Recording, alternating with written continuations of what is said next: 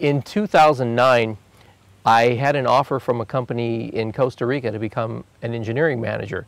And they were very emphatic that you can live very well there, and very fed up with the politics here, and I felt like this country was really going down the drain. My wife and I talked about it, considered taking the job. My dad was always a good source of advice. It seemed like a big life change.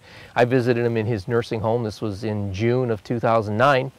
Asked him what he thought, and he said, "Why would you want to leave the United States?" And it's because I think this country is just going down the drain. I don't see much of a future for it. And he was very upset. He says, "You know, you're an American. I raised you better than this. You don't cut and run. You stand here and you fight and you do something for your country."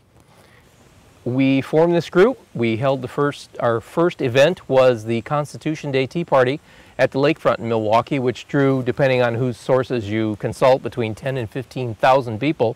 To date, still the largest tea party in the state. It was very successful.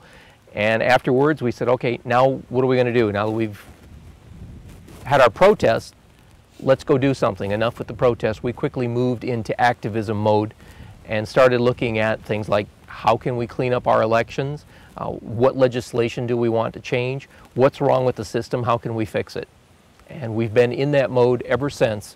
We've held, in the last 2 years, probably over 50 events between rallies, town halls, seminars, conferences, getting the other groups together, building a coalition to create a legislative agenda to change things at the state level.